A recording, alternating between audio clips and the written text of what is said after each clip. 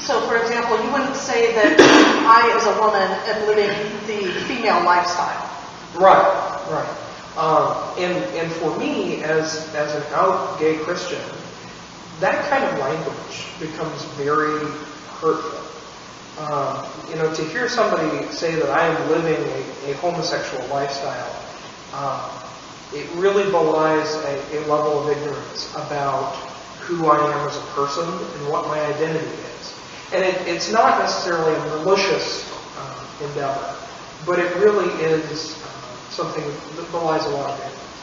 Well, and it's also implied in that statement, the homosexual lifestyle, that there may be an element of promiscuity there, and that there are sexual relations taking place that are outside of marriage. And so that would not be condoned. Well, I always find it very interesting when people use lifestyle language. They always mean sex. The problem that people have is not with the lifestyle that I, as a gay man, lead. I mean, they don't have a problem with the fact that, I like law and order, and I eat M&Ms in, the order, the color that they come in, and that I really, prefer to keep a clean kitchen.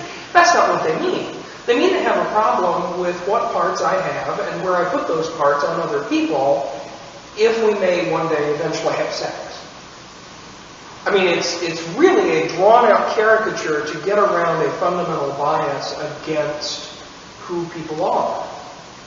For me, being homosexual has very little to do with sex and a lot more to do with love. Which ironically is what Christianity is supposed to be about. And we talked earlier about lifestyle language and why that's such a huge issue. A lot of people, they think, lifestyle, the queers are just being picky. I mean, they're just whining because they don't like how we use our words. And, for me, that's very frustrating because for me, there's a lot of unmerited pain that comes with that word. Lifestyle language, for me, is the language that stripped away my church background that I had as a child. It stripped away my friends and my family. It put me in a place in which I have been ostracized by probably 90% of the people I've ever known on the earth.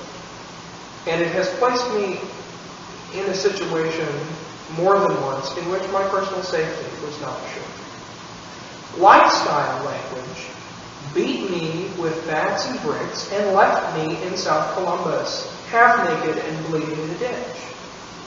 And I don't think people understand when they use that word, the level of unmerited pain that they dig up for people, and they prick into people, and they pull out of people not knowing what they've gone through. Because you assume that their story is just like yours.